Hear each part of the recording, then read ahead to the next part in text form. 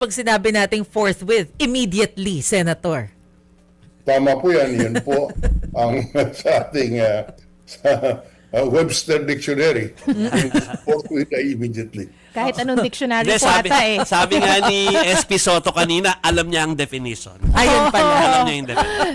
Sen, kanina no, meron po kayong reminders no or reminder na dapat talagang tingnan muna yung ebidensya bago magdesisyon kung talagang guilty o hindi ang si VP Sara in this case. Pero bilang po veteranong senador po kayo, ano po sa tingin nyo sa mga experience po ninyo ang mga ang mga pagkakamali po na hindi dapat gawin ng Senado in this case, sa kasong ito ni VP Sara?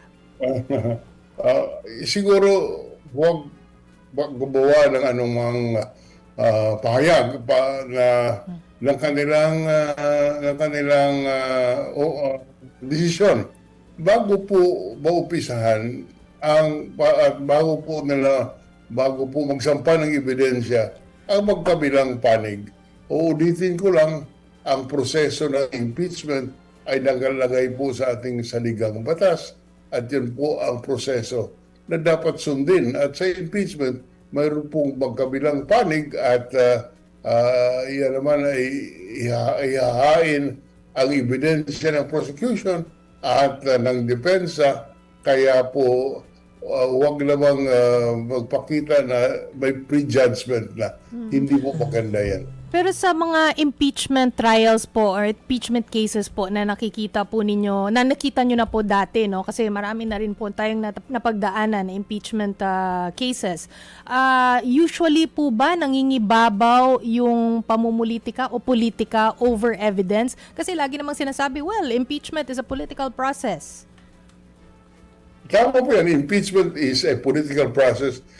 Hindi po kagaya ng paglilitis sa husgado kung saan sinusundan strictly ang rules of evidence. Dito dahilan po, hindi naman mga abogado ang lahat na senador, and it was designed that way na ang kinatawan ng taong bayan sa Senado ang siyang maghuhusga kung mayroon bang ginawang pagkakamali na basihan para tanggalin ang impeachable officer. Okay. Follow up na lang doon na SP Drilon ha. Sa mga nakalipas na impeachment trial na at least sasaksihan at kinover natin ay lumalabas on tama. Maski naman noon nagbibilangan na even before the trial, nagbibilangan na kung sino yung kung sino yung mukhang kampe o hindi pero kadalasan, at least sa dalawang nakita natin, yung ebidensya na lumabas doon ang nag-push doon sa change na nangyayari kahit siguro ito yung alignment ng mga senador pagka lumabas na yung pag-amin na ito yung dollar account ko or something, meron ng epekto agad yun. May turning point sa decision. And envelopes na hindi nabubuksan. So baka yung proseso yung nagdidikta, hindi yung kanilang affinity doon sa nasasakdal. Po. Tama po yan, Joy. Kahit po sinasabi natin na hindi strictly speaking trials paglilitis sa husgado, itong impeachment, at least marinig sana ng mga senador ang ebidensya na hawak ng House of Representatives kung in the trial at kaya po at naninood ang taong bayan. Tama po yung sinabi mo, doon sa mga nakalipas na impeachment trial, mga lumabas na mga ebidensya which swayed the votes of some senators and resulting in a public opinion against the impeached official. Halimbawa po, noong panahon ng Chief Justice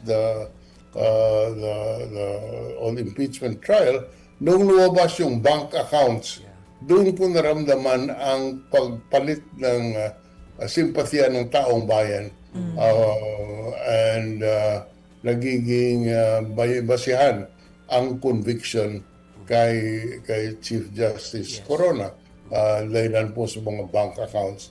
So hindi mo masabi kung ano ang takbo ng panahon. Noong panahon po ni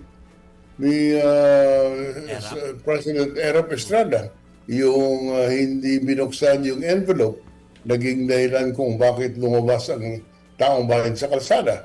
So these are things na hindi mo masabi kung in the course of the trial kung ano ang mangyayari. Yes, tama po.